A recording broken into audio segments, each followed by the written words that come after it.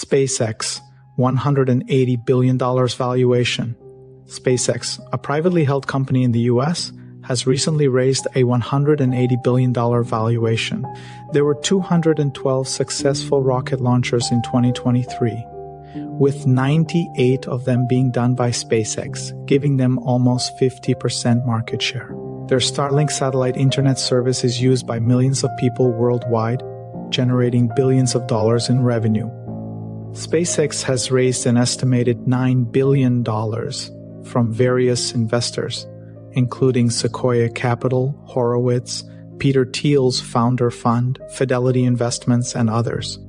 In March of this year, a closed-ended fund holding shares in SpaceX listed on the New York Stock Exchange retail investors piled into this fund at one point, pumping the valuation up to a 0.0000% premium over its net asset value.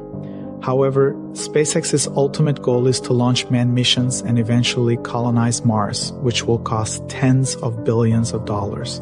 If all the profits SpaceX ever generates are likely to be used to fund Musk's Mars ambitions, the company may not be worth anything at all. SpaceX was founded by Elon Musk in 2002 with the idea of creating reusable rockets that could launch satellites into space for a fraction of the prevailing costs at the time.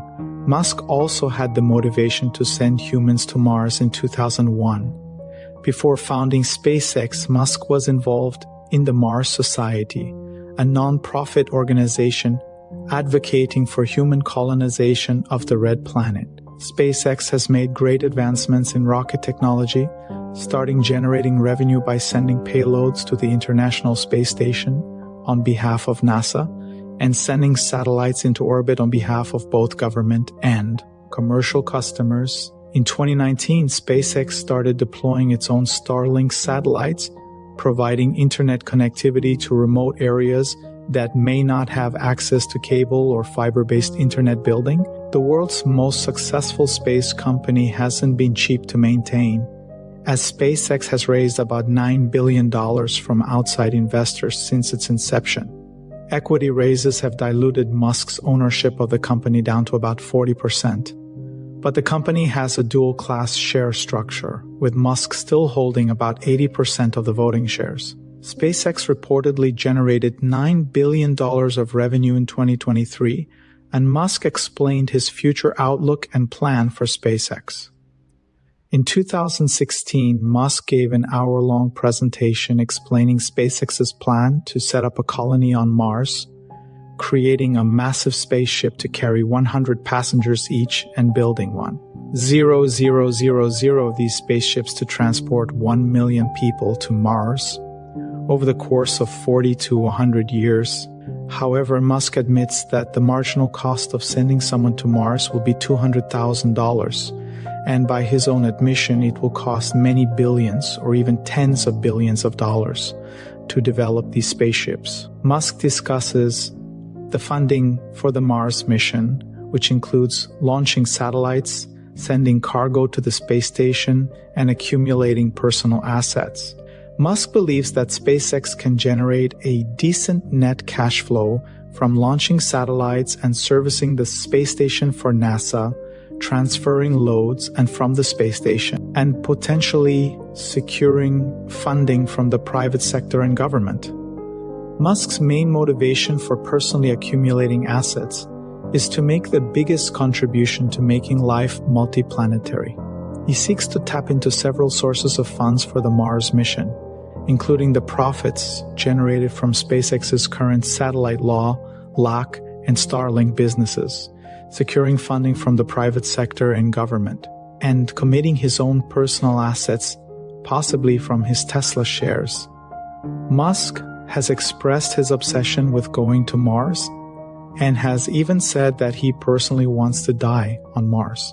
Given that he is willing to extract money from Tesla to fund the Mars mission, it is likely that he will spend all of SpaceX's profits on this endeavor. Since he owns a majority of the voting shares, minority investors cannot stop him. In 2016, Musk announced that they would launch the first manned mission to Mars in 2024, which has since been delayed to 2029. If they eventually get to Mars, they could generate enough revenue from Mars to recoup their investment. However, the short answer is that Mars has no breathable air, an average temperature of minus 57 degrees Celsius, little protection from solar radiation, no liquid water, and a gravity about 1/3 of Earth's gravity. Musk has come up with fantastical plans to build enclosed greenhouses and grow crops in an entire self-sustaining city, but the situation on Mars would be 100 times worse than Antarctica. There are no living conditions that could remotely justify the massive cost and extremely difficult living conditions in Antarctica. Even if Musk could bring down the cost of a ticket to $200,000, nobody would want to live there despite these problems. SpaceX is currently testing their new Starship rocket, which will be used to launch larger Starlinks into orbit and for NASA's emission mission expected after 2026. Musk claims that Starship will also be used to go to Mars, but this would require billions of dollars of additional research and development. The goal of producing 1,000 Starships to go to Mars will consume nearly unlimited capital, and any profit from Starlink or satellite lac can easily be consumed by the Mars mission.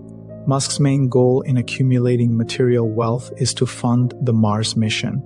And despite publicly saying shareholder returns are not his main goal, he has managed to raise billions of dollars for his companies.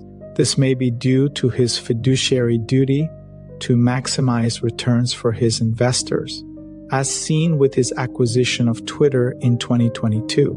Venture capitalists who invest in SpaceX may be drawn to investing in the company despite corporate governance issues. Recently, a close-ended fund called Destiny Tech 100 listed its shares on the New York Stock Exchange, offering retail investors an opportunity to indirectly invest in SpaceX stock. The fund's net asset value is about $5 per share, and its share price is $15, representing a 3 times premium at its peak. From Musk's perspective, he likely doesn't care how much stock in SpaceX is diluted if he never pays any distributions to shareholders. His economic ownership of the company is irrelevant, and thanks to the dual-class share structure, he can maintain voting control of the company regardless of the number of non-voting shares he issues. Starlink will eventually be at a $100 annual revenue run rate, as Comcast's 2023 revenue was close to $124. Musk will also offer mobile phones with Starlink service at much lower competitive prices. Nouriel, Gino, Yazdinian.